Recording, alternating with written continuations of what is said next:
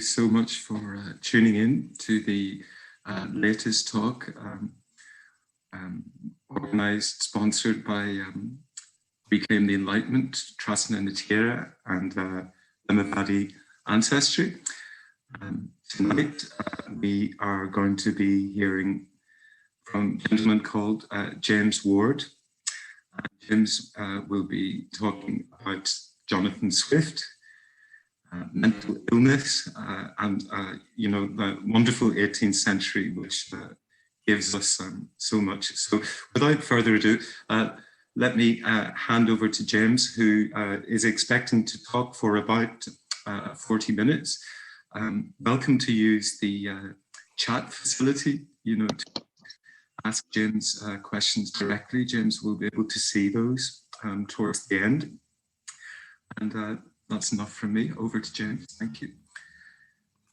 Thank you very much, Francis, and thanks to Stephen and John from Reclaim the Enlightenment, both for setting up this talk, but also for the great work they have done with the organisation, Reclaim the Enlightenment, which, if you're not a member, I would really encourage you to join. I think on this island, we talk about having a shared future. I think Reclaim the Enlightenment is doing a great job on pointing out to us that we have a shared past, and I think it's a brilliant organisation, and I'm very privileged to be able to work with them today. So thank you.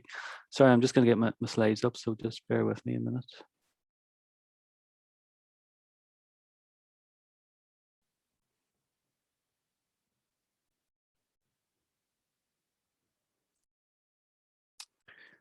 Okay, so this talk proceeds from research that I've done over the years on Jonathan Swift. I've always, I'm learning English at Ulster University, and Swift has always been a particular passion. One of the things that most people know about Swift is that he didn't just write, he founded Ireland's first psychiatric hospital. And I've always wondered what that said about him as a person, what it said about how we think about mental health on this island, and how we should interpret that act, I suppose, in the context of Swift's life and his legacy. So my talk today is an effort to try and understand that and to put into context Swift's writing in this context of mental health, and to think a wee bit about what it says to us today, what this act says to us, and how it relates to the very strange world that we're currently living in. So that's the subject of today's talk, and I hope you enjoy it, and thank you for coming today. So although it is called the Age of Reason, the Enlightenment is often haunted and preoccupied by what we might call the opposite of reason.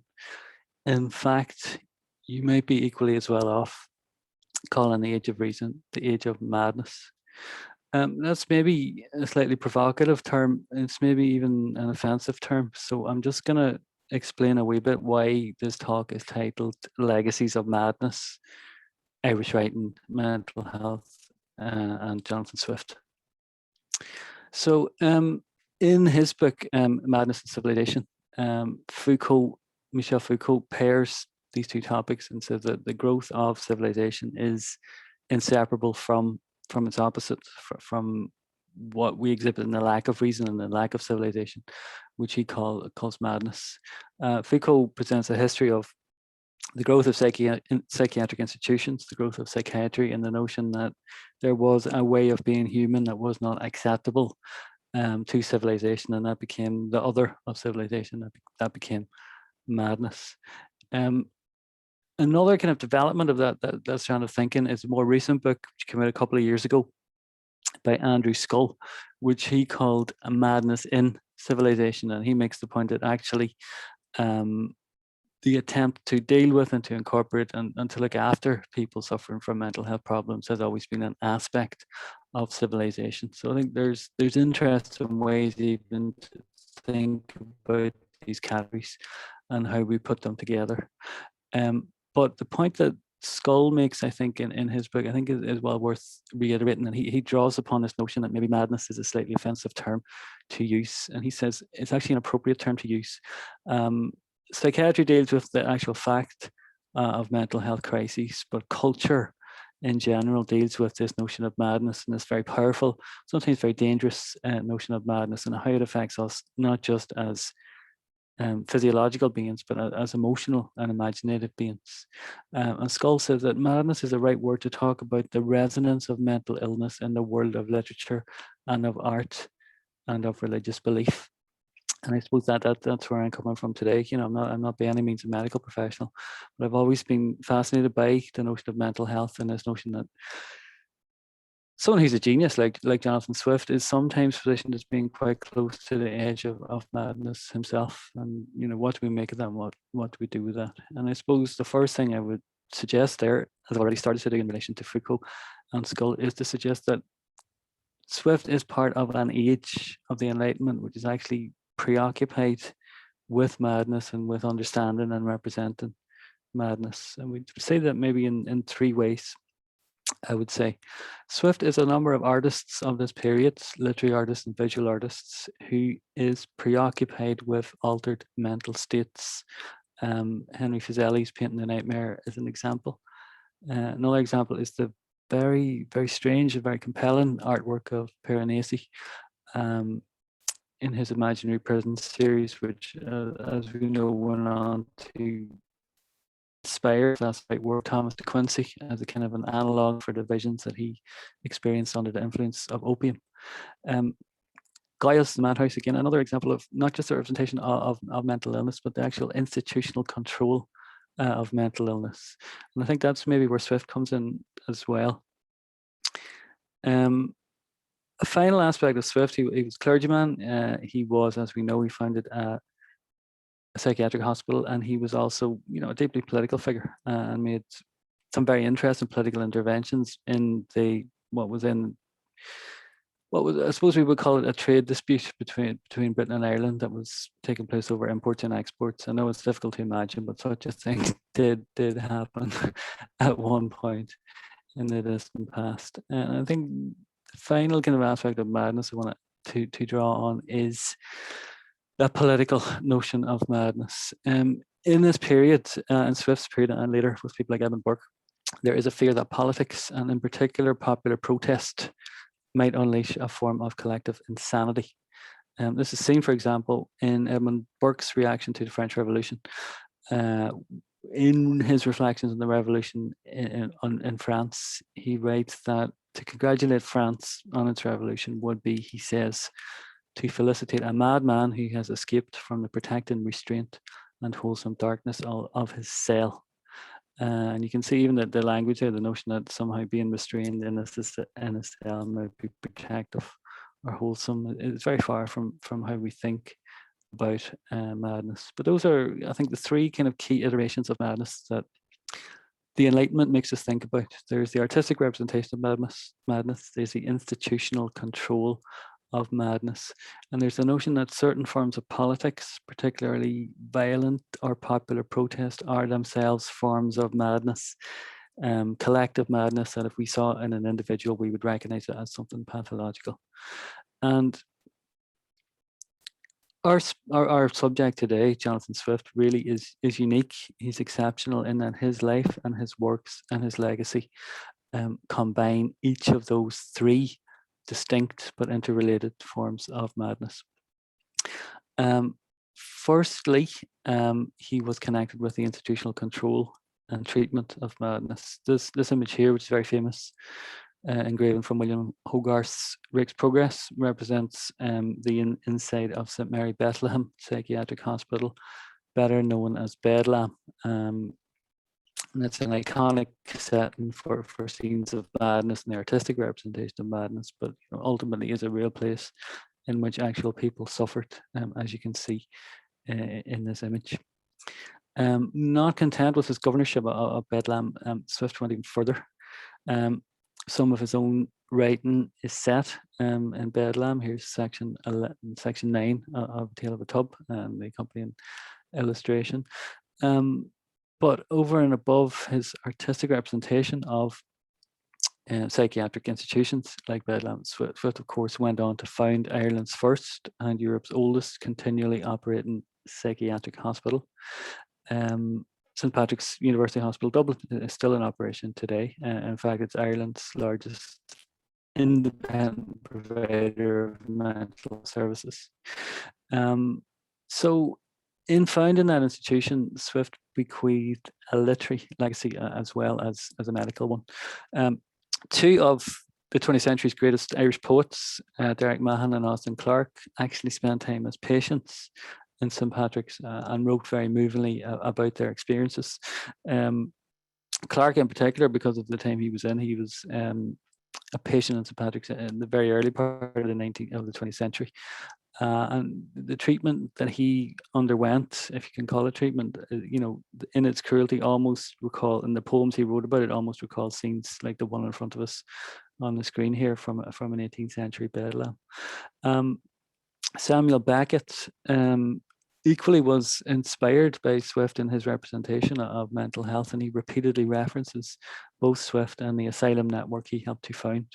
One of Beckett's stories, Fingal, weaves the myth of Swift and Stella into a slapstick comedy that plays out in the grounds of Portrayals, lunatic asylum, and his novel Malone Days climaxes with an act of violence committed by an asylum attendant who Beckett names Lemuel after the protagonist of Gulliver's Travels. So that maybe takes us back to Swift's artistic representation of madness, as well as his institutional concern with madness. In his own writing, Swift regularly positions his characters on the margins of sanity. Probably the most famous example is A Modest Proposal, which advocates the sale and consumption of human flesh for satiric purposes. Also, of course, the protagonist of Gulliver's Travels, seen here in the famous painting, Gulliver taking his leave of the Houyhnhnms. The protagonist of Gulliver's Travels chooses to renounce human company after visiting a land populated by talking horses. For Swift, then, the impact of his work, or some of his most important works, really depends on your recognition as a reader that the narrator engaging with you is delusional, and your ability to decode the kind of purpose and irony of 18th century satire is often dependent on that. You could call it recognition, you could even call it diagnosis of this narrator as a delusional person. So that's the kind of literary effect of madness in Swift. But for Swift, madness, as we've seen, wasn't just a kind of a rhetorical device. It was highly personal, as we'll see, to Swift and the way he wrote, but it was also quite political. By the time he came to write A Modest Proposal, Swift was convinced that the Irish economy had entered a state which in an individual would register as psychosis. So he writes, 1728, the year before Modest Proposal is published, he writes, "We are altogether an exception to all other states or monarchies that were ever known in the world. If we do flourish, it must be against every law of nature and reason." And I think that's a kind of fascinating, but also partly a tragic idea. The idea that the entire nation of Ireland had somehow violated the laws of nature and reason had become, I suppose, what you might call a basket case. That kind of motivates the kind of bite and satire and trenchant irony of A Modest Proposal. But underlying it is a kind of a sad image of not just a person at odds with reason, but almost a nation at odds with reason. And Swift's writing is often very angry. It's often very trenchant, but it's always, I think, often focused on that notion of individual suffering and what can be done or what could be done to alleviate that. And I think that's really that is, I think, personally the legacy of Swift. That's the legacy that he brings to us. Beneath any kind of facade or artistic performance or satirical use of madness, there is real human suffering. And I think sometimes Swift does not get the credit that he deserves for bringing that suffering to the fore and maybe trying to do something about it. And I think the final irony, of course, is that Swift himself was subject to the stigma of madness and to the controlling and demeaning notions that accompany the stigma of madness. We know that he founded Ireland's first psychiatric hospital and that it is still flourishing today. What we might not know is the popular belief that Swift actually was widely believed to have been the first person incarcerated in St. Patrick's Hospital. Now that's a logical impossibility. It didn't begin to be built until after his death. But even within 10 years of his death, in 1752, the first biography comes out written by Lord Orrery, who says that Swift was the first proper inhabitant for his own hospital. Now, if you've read that biography, you'll know that Orrery does not have a very good idea of Swift's propriety, and in particular is quite scathing about his mental health, and believes it to have been Swift's own fault, in a way that he was so angry about everything all the time that it kind of heightened him into madness. But that phrase, the first proper inhabitant of his own hospital, Orrery doesn't mean that literally. He means really he would have been a fit and proper inhabitant. It would have been proper for him to have been committed to that hospital. But that instantiates a kind of a negative tradition of writing about Swift as somebody who was eventually beyond reason. And that's not just a literary tradition. All kinds of writers like Thackeray, and as we will see, George Orwell, Samuel Johnson, all kinds of writers picked up on this notion that there was something dark and disturbed at the center of Swift's being, and that somehow that transmitted itself into his writing. So that's the kind of literary tradition, but also the popular tradition. Ordinary people on the streets of Dublin believed widely and universally that Swift had actually been a patient in his own hospital, even though that's impossible. And the first person to really acknowledge that popular belief was actually William Wilde, who was the father of Oscar Wilde, and an eminent surgeon in his own right, and also wrote a mini biography of Swift called The Last Years of Dean Swift's Life. Wilde wrote that it was widely believed that Swift was the very first inmate of his own madhouse, even though that building was not erected until many years after his death. And that kind of myth of madness which around Swift is something I want to draw attention to today. I wouldn't say I want to challenge it, because I think actually the notion that Swift might have been afflicted in some ways with some kind of psychiatric distress is a valuable one, and it makes him human, and it makes him like us. 1 in 3 people in the course of their lives will suffer some kind of psychiatric illness, however brief or however passing or fleeting. And I think personally speaking, as we'll see, there's a lot of kind of speculative diagnosis, but personally speaking, I think it makes sense for us to regard Swift as a human being, and as a human being he was liable to and may have suffered from some aspects of mental illness. I think that's a valuable thing, and that's worth preserving. But what that has tended to do really is not kind of produce that kind of empathetic connection with Swift. What it has done instead is to kind of produce this image almost of a monster, somebody who wrote these strange writings, and that these writings and the anger inherent in them kind of toppled him into madness. In fact, by the 20th century, Swift's most famous biographer, Irving Ehrenpreis, could kind of state almost glibly and so bluntly that the one thing that everyone knows about Swift is that he went mad. And that kind of very stark notion is really what I want to get behind today, and think a bit more about what underlies those notions of madness. What does it even mean to call somebody mad? Why do we have this kind of boundary between sanity on the one hand and madness, and why do we kind of think that it is good to only be on one side of that, when most of us will experience some kind of distress or some form of psychiatric illness that's probably at some point in our lives. So that's my introduction over with. What I've done up to now, then I've tried to summarize a very close underlying and continuing connection between Swift's writing and the question of mental health. After this general discussion, then I'm going to try and focus on 3 legacies. One of those I mentioned, which is the hospital which Swift founded. The second one is this notion of Swift as almost a monster or a mad person, as somebody whose health needs to be portrayed as lacking or as deficient. And I'm going to look at how people, both medical professionals and creative writers, have portrayed Swift essentially as someone who was sick, but also people who try to rescue him from that stereotype, and maybe think a wee bit about the negative connotations even of denying the fact that Swift might have been sick. And then the third legacy that I want to look at is to think about this notion of madness as a political agent or a political factor.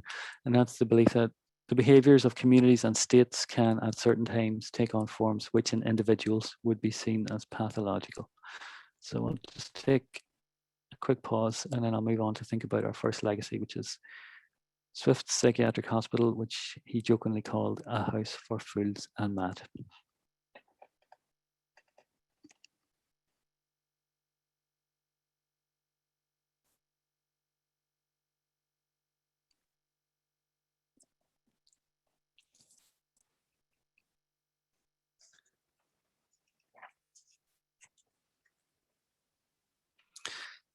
So if you're all still with me, it's true that Swift in his will founded a psychiatric hospital, and he laid quite detailed instructions as to how it should be established, how it should be funded, even as to where it was in or near the city of Dublin. He said he had a building large enough for the purposes here mentioned, and a hospital large enough for the reception of many idiots and lunatics, as the annual income of the said lands shall be sufficient to maintain, and I desire that the said hospital may be called St. Patrick's Hospital.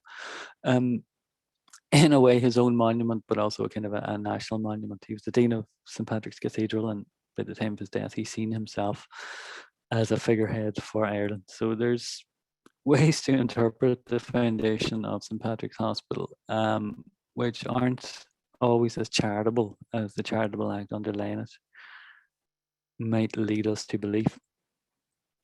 The first person to make light of or make suspicion of that gesture was Swift himself, in a very characteristic gesture.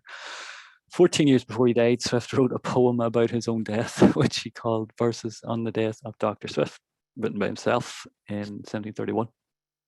The very closing lines of that poem imagine people talking about Swift after he has died and discussing his legacy. And then the lines say, he gave the little wealth that he had to build a house for fools and mad, and showed by one satiric touch no nation wanted it so much. Now we might see that at first glance as a kind of an ironic verse set of lines, almost potentially a cruel set of lines, in some ways even a borderline racist set of lines, because it seems to suggest that Ireland in particular is somehow a kind of a wild, chaotic, mad place which is in great need of some kind of way to contain the madness of its citizens in a way that other countries might not be. And I think that interpretation is one that can maybe be challenged. One person who's challenged it recently is Brenton Kelly in his book Hearing Voices, The History of Psychiatry in Ireland. And he makes the point that, yes, Swift did write rhetorically and ironically about madness, but he was actually acutely aware of the reality of the plight of the mentally ill. So that line, no nation needed us so much, you can see that as a kind of an ironic comment on Irish madness, but you could also see it as a kind of a literal statement. There was no hospital of its kind in Ireland in the 1730s when Swift started thinking about this. And Swift had up close and personal experience of the reality of mental illness and did try to do something about it. I think the greatest illustration of Swift's close acquaintance with mental illness and the devastating effects that mental illness could have in an individual was a friend of his called Joe Beaumont. Joe Beaumont was a tailor from Trim in County Meath.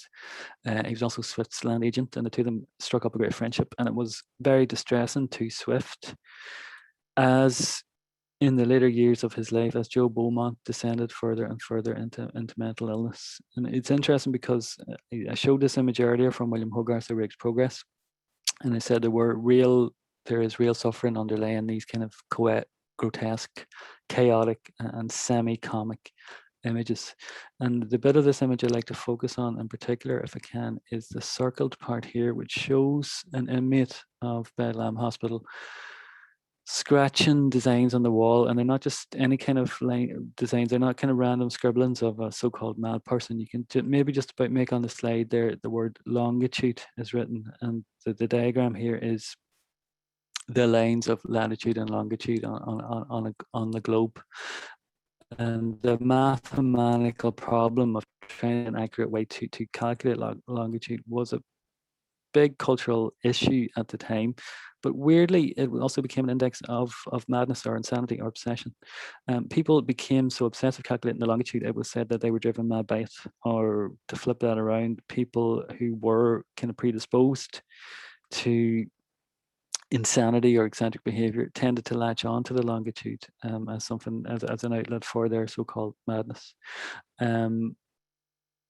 Swift's friend, Joe Beaumont, was one such person. And in his biography of Swift, John Stubbs, it's on the shelf behind me actually, Stubbs says Swift's friend Joe Beaumont had either driven himself mad by the agony of longitude or focused his insanity on it. And one of the last things to happen to Beaumont was that Swift arranged care for him in Bedlam, in the hospital which he was a governor of. So I think the gesture behind the foundation of St. Patrick's Hospital, Swift kind of tended to write it off as a joke, ironically, but it actually reflected, some quite serious and some quite poignant underlying realities. It makes another point, I suppose, that notion, no nation wanted it so much, which is the kind of popular belief and the stereotype, one that Swift was subject to, but which he helped to create, and this popular belief that Ireland is a place where people tended, for whatever reason, to have higher rates of mental illness than other parts of the world. That is a belief or a suspicion which persisted well into the 20th century. In the 1851 census, the rate of declared numbers of people being declared insane was 152 per 100,000. In the 1901 census, the number per 100,000 was 562.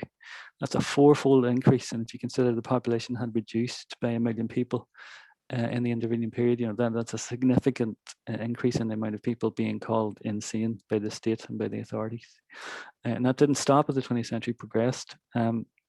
By 1966, as the Commission of Inquiry on Mental Illness, published in 1966, pointed out, Ireland had the highest rate per capita of occupancy of psychiatric beds in the world. And this has led to quite a lot of critical research and critical speculation, and there's really two perspectives on this. On the left there, you have Damien Brennan's book, Irish Insanity, 1800 to 2000, which makes very clear that all this was a sociological phenomenon whereby institutions were used to control and contain people who didn't quite fit in with society. There was no higher rate in Ireland of actual mental illness than anywhere else, Brennan says. By contrast, Patrick Tracy's book deals with the possibility that there is actually kind of a social and genetic predisposition to mental illness among people of Irish heritage that is more pronounced than other parts of the world. Some of the factors he gives are very interesting. He gives kind of breakup of families through immigration. Older fathers, Swift's father actually died before he was born. So there's a kind of a very interesting link there. And then traumas like famine in the case of Tracy, which operated his whole family, he argues actually led to more of a disposition to mental illness. So I don't really know how to answer that question. Is Ireland a place which is more subject to rates of mental illness than other places? But all I can say really from a cultural point of view is that it's something that Swift addressed in that very famous phrase, no nation wanted it so much. And that debate will continue, but I think Swift colours that debate in very interesting ways. So I'm going to move on to my second legacy now, and that is to think about Swift himself as a person who was officially pronounced a person of unsound mind. And again, I'll take a quick pause.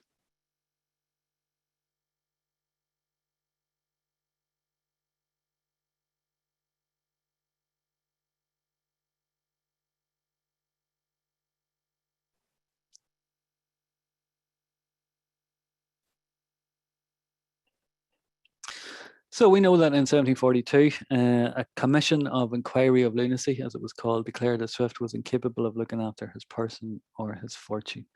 And this is a fact that has really troubled both medical professionals and literary critics, because the idea that Swift might have been of unsound mind in any sense other than kind of physical degradation due to his age, that's something that's really troubled people.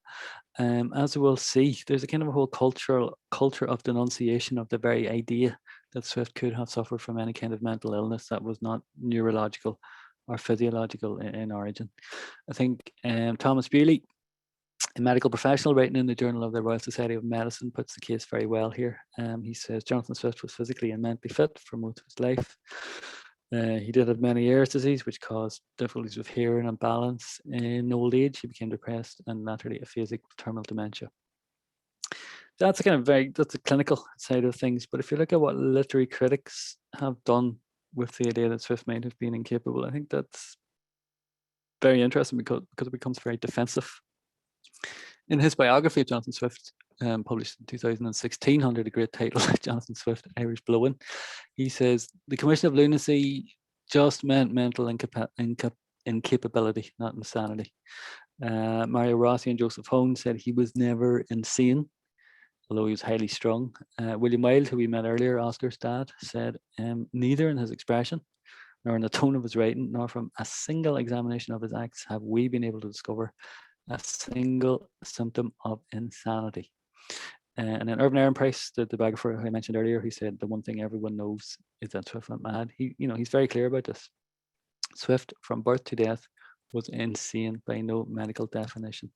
I think that's a very interesting quote because there is no medical definition of insanity. Insanity is not a condition. Really only you would find it in legal terms when Swift, as in when Swift is being pronounced incapable, or when somebody is accused of a crime and they're found not guilty for reasons of insanity. And it's in a way it's as if Swift is on trial for his life here. The notion that he could have been insane is something that people really have problems with. People have problems even admitting the possibility that Swift might have suffered from some kind of mental illness because it doesn't fit with our idea of a great writer, and in the case of Swift, a kind of a founder of the literary tradition, the Irish literary tradition in English. It doesn't really fit with people's notions of what a kind of national writer should be. If they are what they call insane, what I would call somebody, occasionally suffering from some kind of psychiatric distress. And I think they're all very well argued points that are made on the slide that I'm showing now.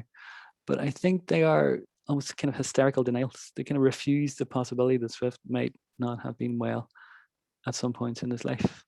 Those are the literary critics. And there is one group of people who love the possibility that Swift might have not been fully competent throughout his life, and they are creative writers. They're playwrights, and understandably, they kind of made great dramatic mileage out of putting the notion of Swift's insanity into the public domain as a kind of way to understand his creativity, and also to dramatize his life.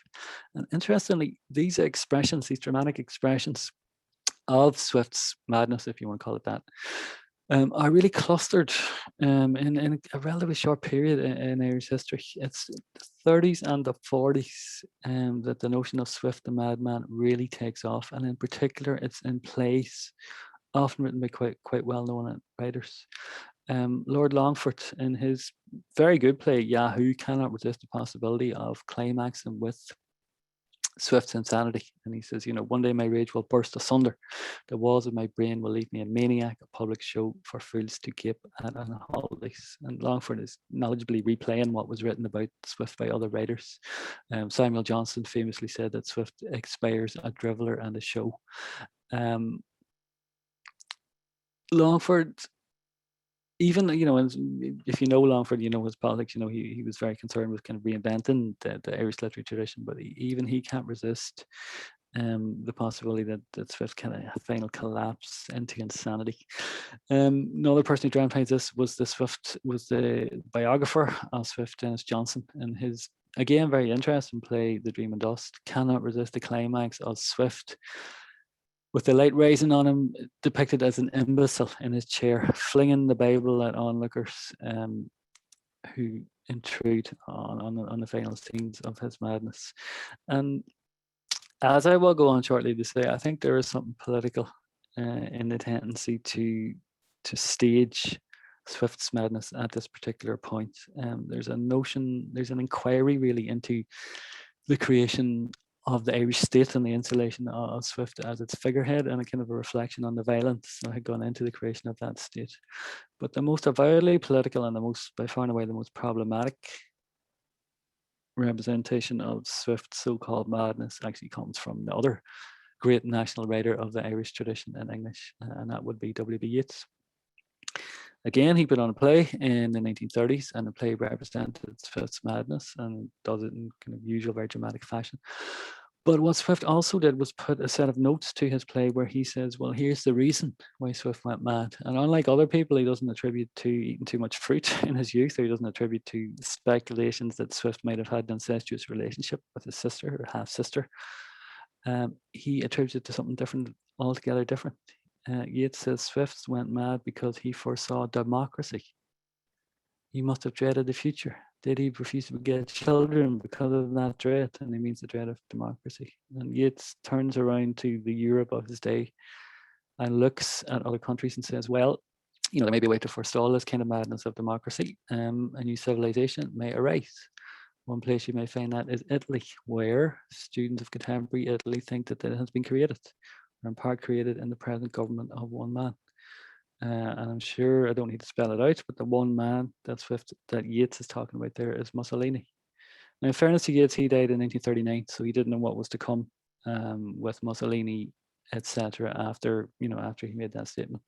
But the notion of Swift as someone who is driven mad by democracy and illustrates the need for what we would recognize as not just authoritarian government, but fascist government is a very problematic one.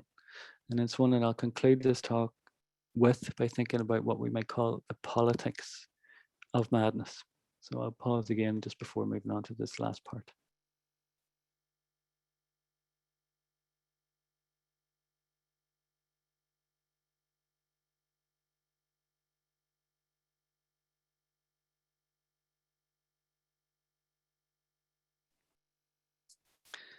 So we've seen that Swift in 1742, near the end of his life, was subject to a sanity test, a commission of inquiry of lunacy, and that he failed that test. That becomes a kind of a theme, a kind of a trope when other writers look at Swift and his posthumous reputation. And one person who picked that up was George Orwell. In his essay, he says in his essay Politics versus Literature by Gulliver's Travels, he says the views that a writer holds must be compatible with sanity in the medical sense. And as I've suggested, there is no medical sense of sanity. It's not a medical term. But anyway, Orwell says Gulliver's Travels just goes to show that a worldview which only just passes the test of sanity is sufficient to produce a great work of art. I think it's very interesting that Orwell says that, and he just about admits Swift to sanity. And I think it's particularly interesting that he says it in 1946, when he is surveying the devastation that the Second World War wrought upon Europe. Orwell's own contribution to the novelistic tradition in 1984 shows, in my opinion, quite a lot of influence on Swift, but also particularly this notion of Swift as somebody who's just about sane and just about capable of transmitting a worthwhile message. In 1984, we see that it's not just the talking horses of Animal Farm that are the only aspect of Orwell's fiction to reflect the influence of Swift. Towards the end of 1984, the main character, Winston Smith, is being interrogated and tortured by the party agent O'Brien. I always wonder why O'Brien has an Irish name. In 1984, and at this point, O'Brien is literally convincing Smith that black is white. He says the Earth is the center of the universe. The sun and the stars go round it. The stars can be near or distant according as we need them. Do you suppose our mathematicians are unequal to that? And then he goes on to deliver a very, very chilling statement. He says, there will be no laughter except the laugh of triumph over defeated enemy. Always, at every moment, there will be the thrill of victory. If you want a picture of the future, imagine a boot stamping on a human face forever. That I think is a very interesting image, because I think that image borrows directly from Gulliver's Travels. At the end of Gulliver's Travels, Gulliver obliges the reader to imagine 20,000 Winhams, the intelligent horses, 20,000 Winhams breaking into the midst of a European army, confounding the ranks, overturning the carriages, battering the warriors' faces by terrible yerks of their hinder hoofs. So Swift is picking up on this image of a face being stamped into powder. Orwell is picking up on this image, and I think he's picking up directly from Swift. So I would say that Orwell draws on Swift to prophesy a generalized, organized madness, a politics that would, in an individual, be taken for a pathological delusion. Now, unfortunately, given the times that we live in, we don't have to look very far for an equivalent to what Orwell is saying about the denial of empirical reality. We had one in November last year. And I am sorry to put Swift in such terrible company, but there is one thing that kind of really struck me when I was going through the kind of retrospective diagnoses of Swift's illness, is that kind of treatment of speculating about the mental health of a public figure is reserved for a very few people. Trump is one of them, and the other one is here on the slide, and I won't even dignify him by mentioning his name. But there is this strange affinity or strange correlation in that Swift's mental health is seen as an object of public scrutiny, and that's usually a privilege, if you want to call it that, that's reserved only for a certain kind of charismatic but insane politician. And I think that's maybe a bit of a downbeat note to conclude, but I think I will move towards a conclusion here. So just of the two books there, the book Was Hitler Ill, and kind of absolutely refuses that notion. It says you shouldn't try and write off Hitler's crimes as a result of illness. You know, he's morally responsible for them. But the other one, the one on the left, The Dangerous Case of Donald Trump, actually takes a very interesting perspective. It says that not only was Swift ill, but people in the psychiatric profession had a duty to warn people of this fact. Bandy Lee in her preface writes, the ascendancy of an individual with such impairments speaks to our general state of health and well-being as a nation. And I suppose that notion that mental health is the property of states and community and nations as well as individuals, I think maybe brings us back to Swift's founding of St. Patrick's Hospital and his comment that no nation needed it so much. As I said, you could see that as a sardonic, as an ironic, or even a racist comment. But as I've tried to show in the first part of this talk, you know, there is real human suffering underlying that image, and Swift was reaching out to and trying to address that suffering. And I suppose that's what removes him from the company of the two people who we see on the current slide. So just to conclude then, although it's a subject of perennial fascination, the question of Jonathan Swift and mental health goes far beyond the life and health of one individual. Swift makes us think about the connection between literature, pathology, and politics. He forces us to ask whether to be good is necessarily the same thing as to be sane. He forces us to ask whether manipulation of reality makes a writer great and a politician dangerous. In the present moment, we are hoping to emerge from a year of lockdown. And if and when it finally lifts, we will face a second health emergency, this time affecting the mental health of populations bruised, bereaved, and bewildered by a year of crisis. In another time of global crisis, the 1930s and the 1940s, I don't think it's accidental that so many writers turn to Swift. Looking at some of his legacies today reminds us that certain aspects of the Enlightenment legacy are ones which we might be tempted to renounce rather than to reclaim. But as I hope to have suggested today, there are certainly ones that we should not ignore. Thank you very much for your listening. Thank you to Reclaim for inviting me to give this talk. Thank you for your time and attention. Thank you. Thank you very much, James. A wonderful, humane, compassionate talk. Wonderful connections that you're making. Really enjoyed it. James, I'm just wondering if you're able to see some of the comments and questions that have been asked. Yeah, I'll just get the chat up and take a look. You'd be very welcome to handle them yourself, if you like. I have a question for you, but sure, yeah, go ahead. In good time. The others first. There, there was a question there about the about Swift's congregation, whether how aware they were, or if there was any known impact on. Yeah, the first question is very interesting there. Did his congregation suffer when he went mad? They wouldn't have, because he underwent his impairment in 1742. by which time he wasn't a working clergyman and somebody had been appointed to take over his duties. Was there eyewitness statements from his parishioners? Not his parishioners as such, but there was definitely eyewitness statements from people who looked after him during his illness, and it's alleged that people actually charged money. Some of his carers, unscrupulous carers, actually charged money to come and see the spectacle of this decayed man. Would the average Dubliner have known he was troubled? Maybe not at the time he was undergoing those troubles, but within a few years of his death, that had become such a pervasive myth that anyone living in Dublin would have known about Swift's final years and what's supposed to have happened in those years. Thanks for your question. It's very interesting.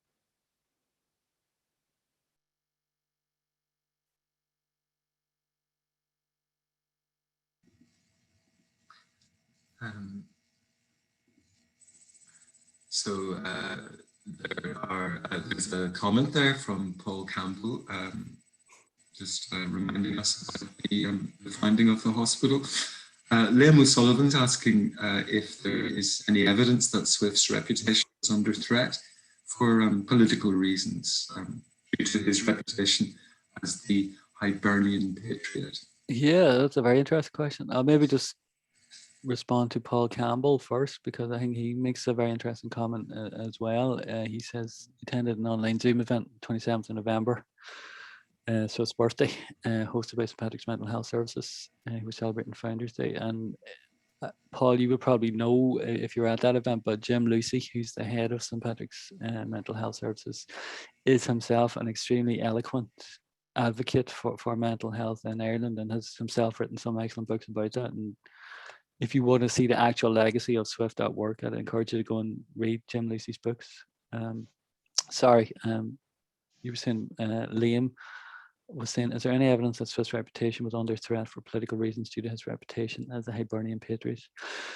I suppose it's hard to find direct, hard evidence of that, Liam, but certainly the establishment, by the time Swift was an established speaker on Irish politics, quite often did not like what he had to say, and certain figures didn't like the way he attacked them. There's one fella in particular, a fella called Bettesworth, Sergeant Bettesworth, who Swift had attacked, slandered in verse, and actually went round to the deanery of St. Patrick's Cathedral and threatened to cut his limbs off. When he did that, a crowd of Dubliners is supposed to have assembled in front of the deanery and sworn to defend Swift from this attack. So his physical person was under threat at times, but he was such a popular and inspirational figure that actual ordinary people in Dublin were supposed to have rose to his defence.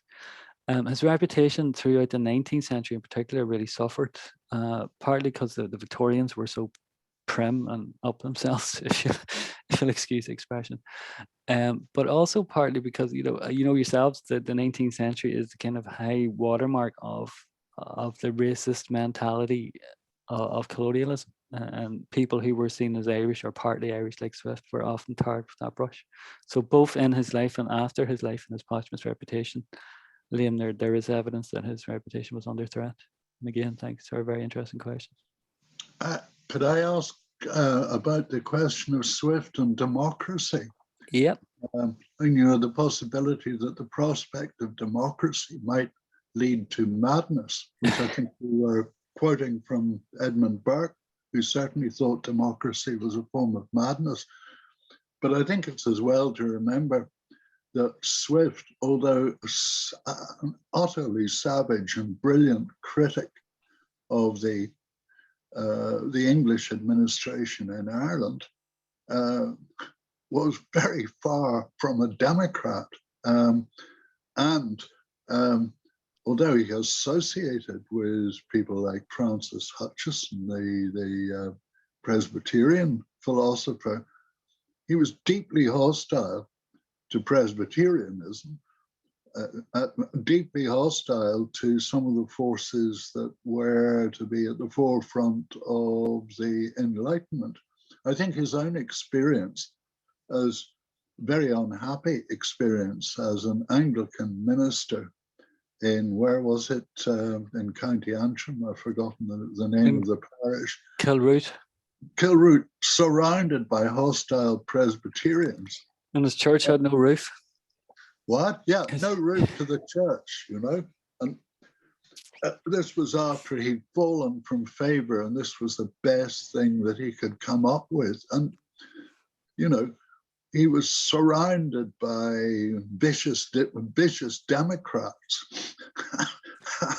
So we need to remember, I mean, he was idealized by, I mean, I think, you know, it's very evident that Wolfe Tone was very familiar with Swift, and indeed some of the other United Irishmen kind of adopted him as within the panoply of a radical prehistory to their own endeavor. But it was actually a very mistaken thing to do, given Swift's own perspective. Yeah, I think that's an extremely eloquent set of comments there, John, and thanks very much for them. And I suppose I would really suppose just talk from my own experience in response to that. I mean, when I started to research Swift, I was kind of horrified by some of the things you've outlined, you know, this kind of rejection of, you know, not just of democracy, but any kind of popular tradition or any notion of equality. But as I've kind of looked further into Swift, I just do feel there is another side to him that is a bit more sympathetic to kind of collective action. I could be kidding myself, but personally speaking, I've sort of made my peace with Swift on that front. Other people haven't, and I think you're right. Could you possibly say that in some respects he was ideologically schizophrenic? You know, I'm not suggesting that he was suffering from schizophrenia, but ideologically he was schizophrenic, because on the one hand he was part of the establishment, but on the other hand he had been rejected. He'd been rejected by the governing powers and had to make the best of things as something of an outcast from the English establishment. And certainly, you know, certainly his most powerful satires, you would be hard put to find quite such a quality of rage in anybody else's satires. That's one of the reasons they're so brilliant. Yeah, I just echo that, John. I think, to be honest, that's the reason why I like them. I mean, the reason I do the job I do today is I was handed a man's proposal at age 17. Yes, I never had anything like it before since. And it's like you say, it's that power of anger. That's just incredible. The notion of schizophrenia is very interesting too. Sorry, what's that? The notion of schizophrenia is very interesting too. Some people have said that schizophrenia is, or mental illness in general, is actually, you know, kind of a political condition. The post-colonial theorist Frantz Fanon started out as a psychiatrist, and then he said actually what we're calling mental illness is actually, that's the condition of a colonized society.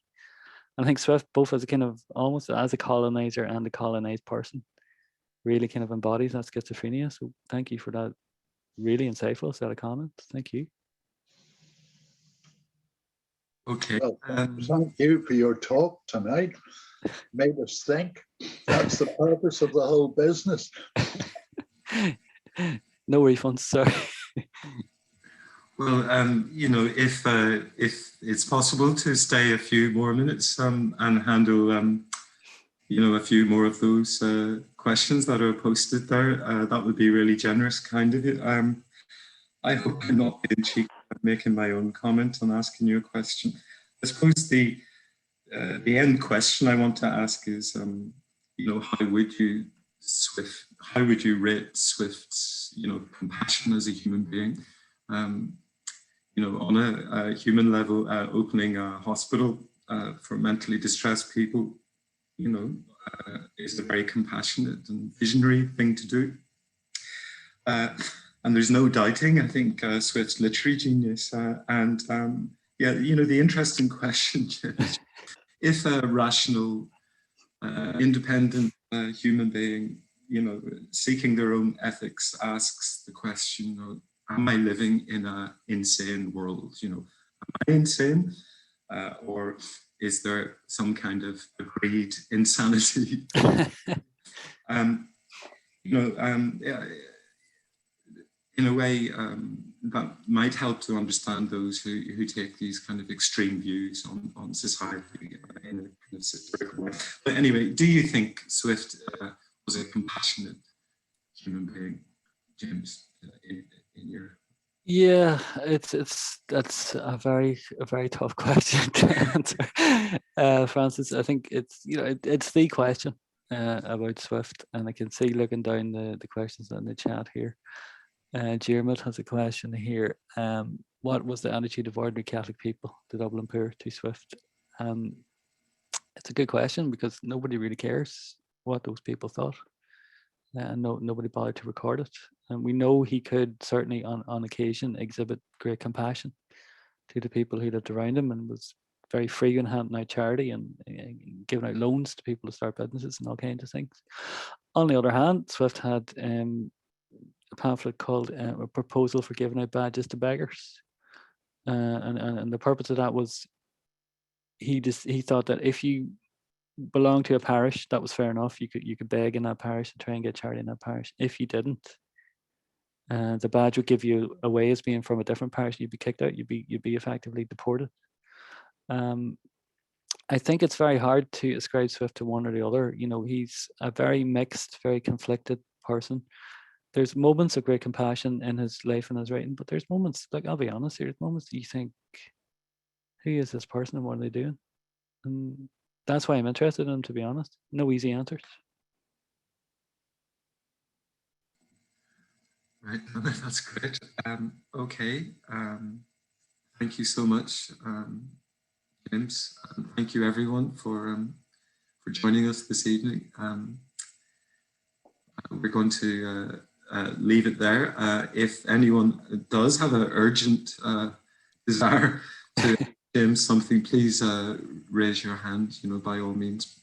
But once again, thank you again, James. Thank you for having me. Thank you. Thank you. Reclaim the Enlightenment, Lunacy, ancestry. Thank you very much, everybody. And good night. Night.